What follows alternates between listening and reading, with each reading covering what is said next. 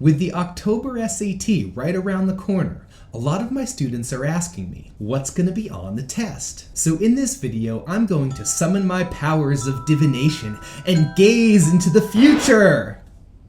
We're not doing that? Look, y'all, no one can gaze into the future, but anybody can gaze into the past and use that to make informed guesses about the future. And that's exactly what I've done here. I've gathered leaked copies of a bunch of recent administrations of the digital SAT, and I've scoured them carefully in search of trends. And I've used those insights to make 10 predictions about what I think is likely to appear on the upcoming version of the test. So whether you're aiming for a perfect 1600 or simply want to improve your score, stick around for an inside look at what you can expect to see on test day.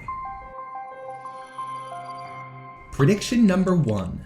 The vertex form of quadratic equations. Several questions on recent administrations of the digital SAT have required students to construct the vertex form of quadratic equations. Mr. Greenberg! Mr. Greenberg! Hello there, student me. What is the vertex form of a quadratic equation? The vertex form of a quadratic equation f of x is a times x minus h squared plus k, where hk represents the vertex of the parabola, and a is a constant that determines the parabola's width. Now that we've gotten that out of the way, let's check out a question from a recent exam to see how the vertex form might be applied. We'll begin by reading the question. The quadratic function g models the depth in meters below the surface of the water of a seal t minutes after the seal entered the water during a dive. The function estimates that the seal reached its maximum depth of 302.4 meters 6 minutes after it entered the water, and then reached the surface of the water 12 minutes after it entered the water. Based on the function, what was the estimated depth to the nearest meter of the seal 10 minutes after it entered the water? Now it's pretty clear that to answer a question like this, we're going to need to construct an equation to model the seal's depth as a function of time. And they've given us the vertex. It says that the seal reached a maximum depth of 302.4 meters 6 minutes after it entered the water. So the vertex is going to be 302.4. Now that we've established that, we can construct an equation using the vertex form. And when we do that, we get g of t equals a times t minus 6 squared plus 302.4. Now there's still a little work that needs to be done because we don't know the value of a. However, it's important to realize that they've also given us another point. The question tells us that the seal surfaces after 12 minutes, which means that at 12 minutes, its depth is 0. If we plug that point into our equation, we get 0 equals a times 12 minus 6 squared plus 302.4. And that simplifies to 36a plus 302.4. Now we just subtract 302.4 from both sides and divide by 36 to solve for a. And when we do that, we can see that a equals negative 8.4. Now that we've solved for a, we're ready to return to our equation. The question is asking us to determine the depth of the seal after 10 minutes, so we plug in 10 for t. And when we do that, we get g of t equals minus 8.4 times 10 minus 6 squared plus 302.4. Of course, we could just solve that by hand, but it's much faster and easier to plug it into Desmos or another calculator. And if we do that, we'll see that the seal's depth at 10 minutes is 168 meters. Prediction number 2. Punctuation that influences meaning. Normally, punctuation questions are just about, well, punctuation. Like if you have two independent clauses, you'll want to separate them with a period or a semicolon, but not a comma. However, lately, we've been seeing some punctuation questions where the punctuation influences meaning. And most of these questions involve the placement of punctuation relative to key transitional words or phrases.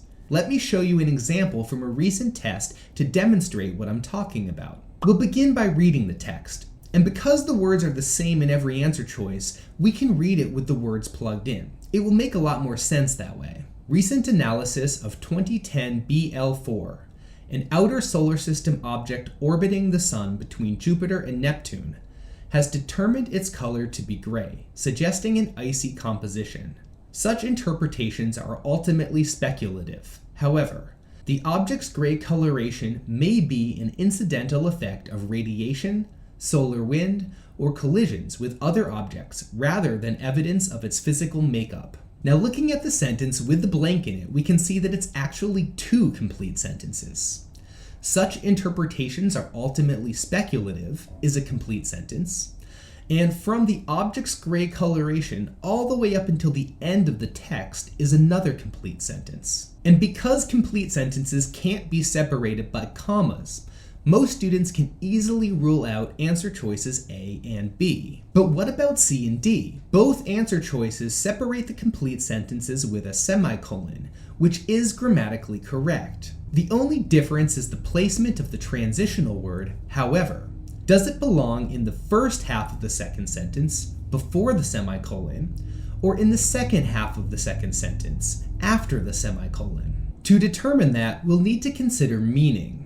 The transition, however, is used to indicate contrast between the clause that it modifies and the previous clause. If you put it after the semicolon, like in answer C, it suggests contrast between the first and second halves of the second sentence. But the first half of the second sentence tells us that our interpretations are merely speculative. In other words, we don't really know for sure. And the second half of the second sentence builds on that idea by providing some alternative explanations. So it wouldn't make sense to have a contrast transition between them. So what if we put the however before the semicolon, like in answer choice D? That would suggest contrast between the first sentence and the first half of the second sentence. The first sentence tells us that recent analysis of the object 2010 BL4 suggests that it has an icy composition. But the first half of sentence 2 tells us that this is merely speculative, which again means that we don't really know for certain. That is a contrast relationship, which means that the however makes sense. We found our answer, and it's D. Mr. Greenberg! Mr. Greenberg! What is it, student me? Isn't it weird to put however before a semicolon? I'm used to seeing it after a semicolon or a period, like at the beginning of a sentence. Fair question, student me. However is part of a class of transitions known as conjunctive adverbs, along with words like moreover, nevertheless, therefore, for example, and a bunch of others. Most of the time, these transitions appear at the beginning of a clause, but you can also place them in the middle or even at the end of a clause, and it doesn't impact the meaning. Just remember that wherever one of these words appears within a clause, it represents the relationship between the clause that it modifies and the previous clause. Prediction number 3, constants in equations with no solution. So I'm talking about questions that give you an equation with a variable and a constant, and then ask you to determine the value of the constant such that the equation has no solution. These questions have been coming up a lot on recent tests, especially on the hard version of Module 2. Let me show you an example to give you an idea of what I'm talking about. In the given equation, t is a constant. The equation has no solution. What is the value of t? Now, a question like this may seem hard, but there's a simple trick. And the trick is to make those terms on the left side cancel out. Because if we do that, we'll get an equation that tells us that 0x equals 37. And an equation like that obviously has no solution, because 0 times anything is 0. So to get those terms to cancel out, all we need to do is to set 10tx equal to 3x. And now that we've established that, solving this question is a breeze. The x's cancel out, so all we need to do is divide both sides by 10, which leaves us with t equals 3 over 10. Prediction number 4, punctuation with names and titles. Lately, the SAT has been full of questions that require you to know the rules for punctuating names and titles. Let me show you an example from a recent test. We'll begin by reading it, and because the words are the same in every answer choice, again, we'll read it with the words plugged in. The Austronesian language family includes Samoan, Palauan, and some 1,200 other languages throughout the Pacific, making it one of the largest families in the world, and of keen interest to linguist Sandra Chung of UC Santa Cruz. Now you may be familiar with the rule that non-essential information should be surrounded with commas, and essential information should not. But when is a name considered essential? The answer is actually really simple. In almost every case you'll see on the test, names are essential, which means that the correct answer will be the one with no punctuation, which in this case is answer choice D. Now there is one exception which you should take note of, which is if it says a or an before the position. Like if it said a linguist Sandra Chung, the name Sandra Chung would be considered non-essential, which means that it would need to be surrounded by commas. However, if it just says linguist Sandra Chung, as it does here, or if it says the linguist Sandra Chung, the name is considered essential, which means that you don't want to use any punctuation. Prediction number 5, unit conversions with squared measurements.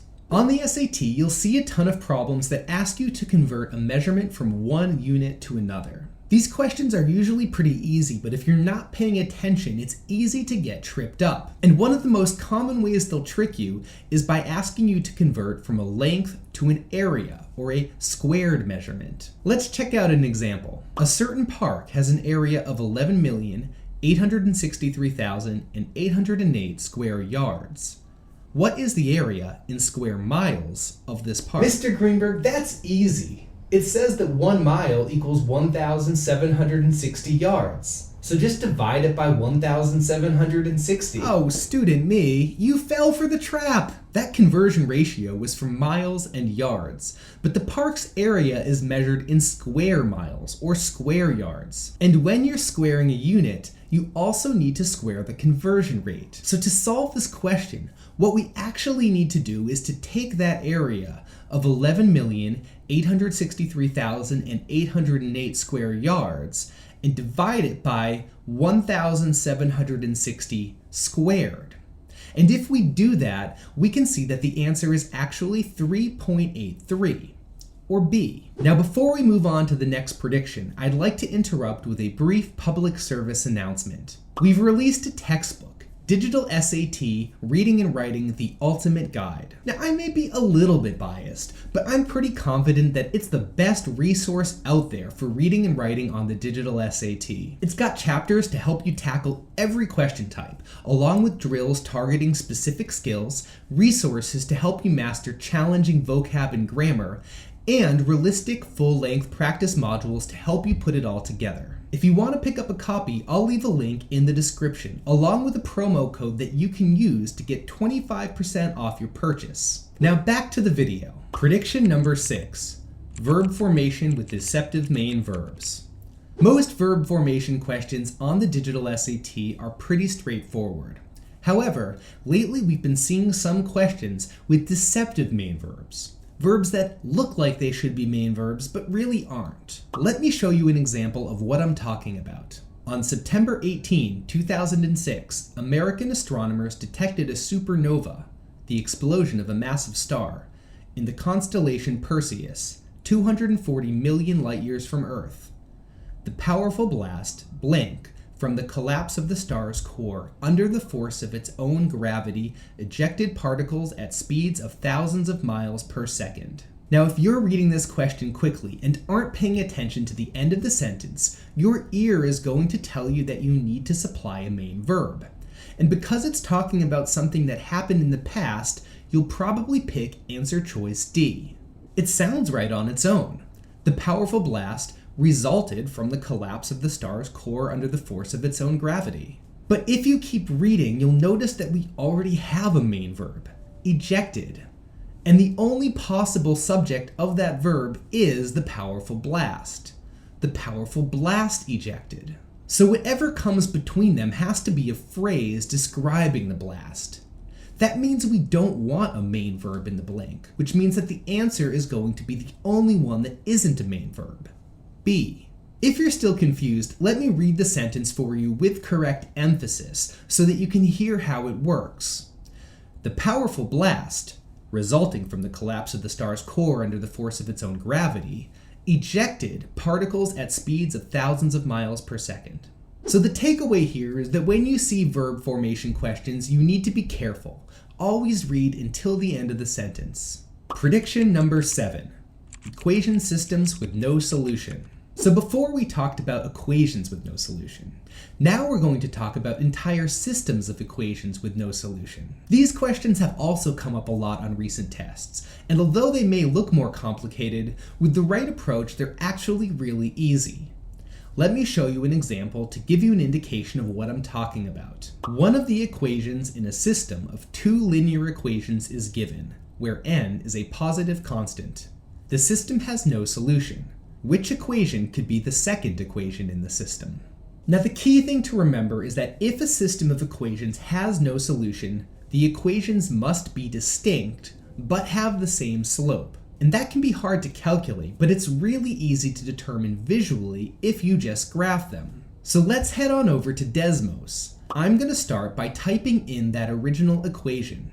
31 times x minus n equals 31y plus 31n.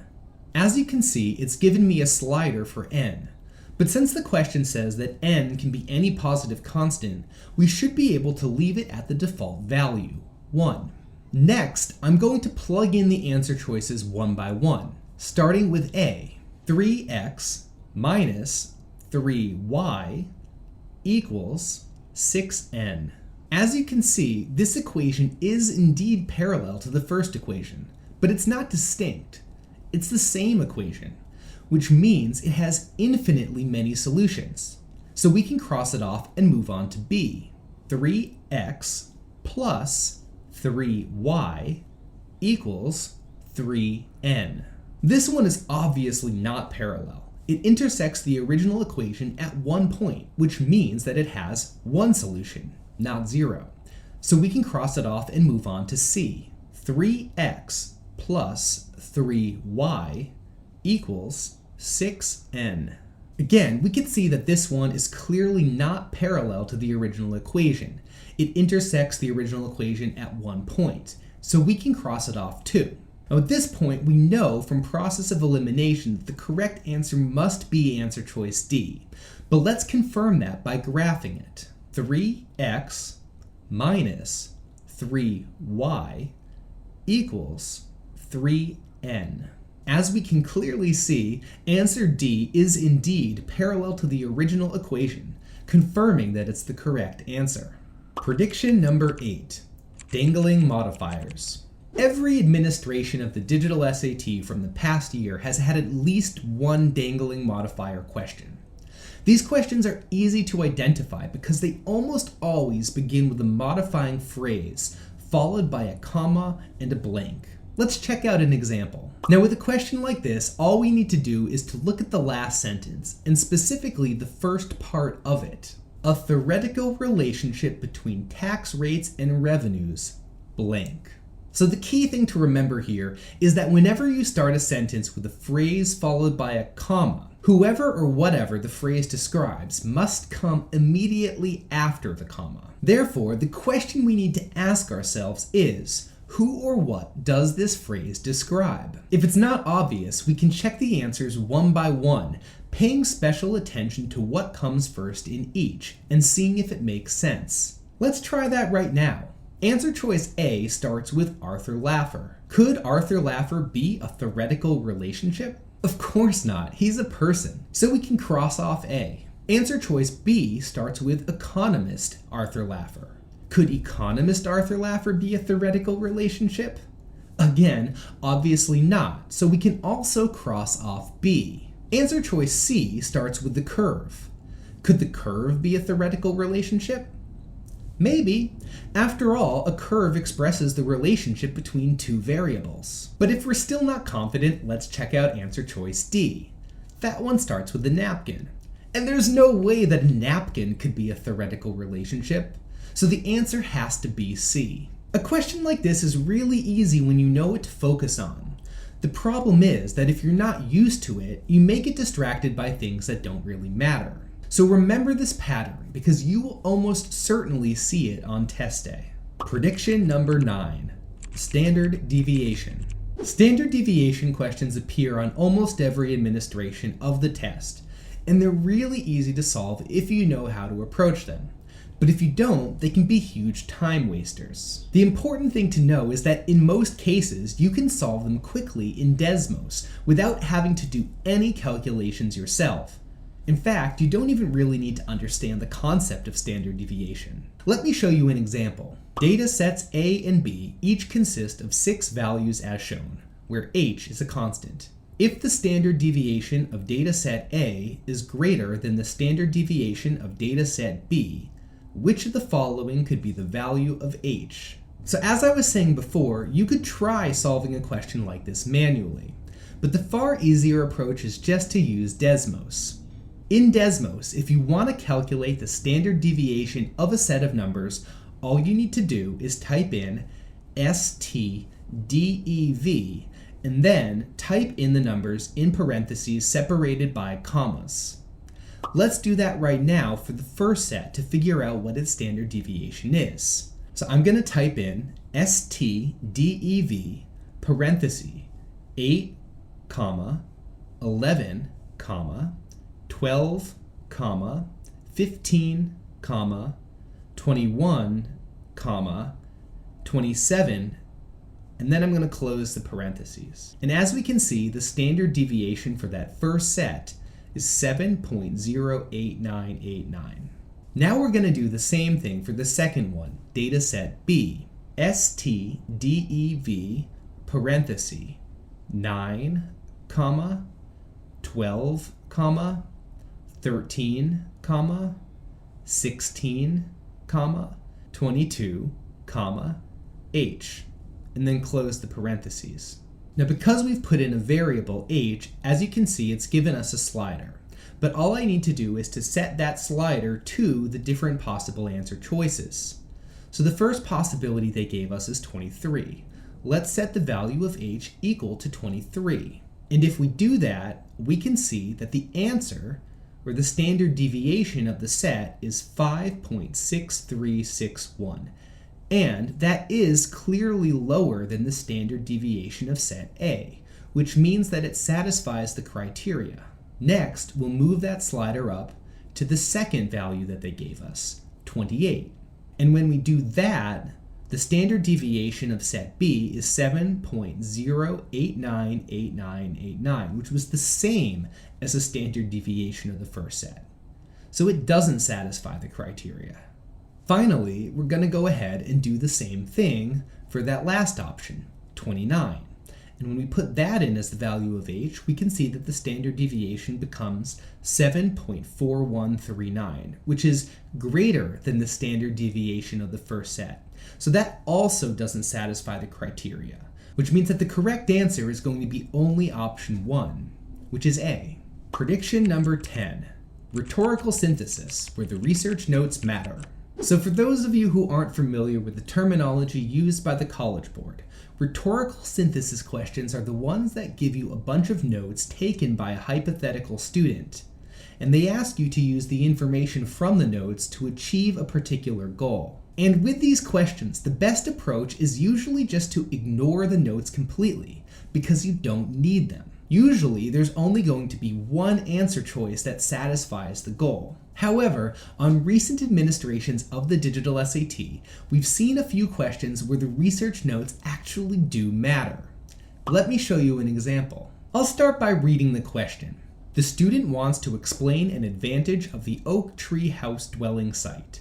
Which choice most effectively uses relevant information from the notes to accomplish the goal? Now we can try to solve this question using our standard approach, which is to ignore the research notes entirely and focus on the goal, which in this case is to explain an advantage of the oak tree house dwelling site. Answer A tells us that the location of the oak tree house provided an advantage, but it doesn't explain that advantage, so it can easily be ruled out. Answer B doesn't even mention an advantage of the location, so it can be ruled out too. But both C and D satisfy the goal. C tells us how the location allowed for the construction of large terraced buildings, while D tells us that it offered protection from the rain and snow. Both of those are advantages. That means that we need to take one more step and look at the notes. If we do that, we can see that the flat terrain allowing for the construction of large terrace buildings was not a feature of the location of Oak Tree House. It was actually a feature of Yucca House. Therefore, it's factually incorrect and can be eliminated, which means that the correct answer must be D. Questions like this are still relatively rare on the SAT, so I'm not confident that you're going to see this one on test day. But I wanted to include this prediction just to make it clear that it could. So remember, if you see a rhetorical synthesis question where more than one answer choice satisfies the goal, you'll need to look carefully at the notes. So there you have it. 10 predictions to help you maximize your score on the upcoming SAT. I hope you found this video helpful. If you did, don't forget to like, comment, and subscribe. Thanks as always for watching, and good luck on the test.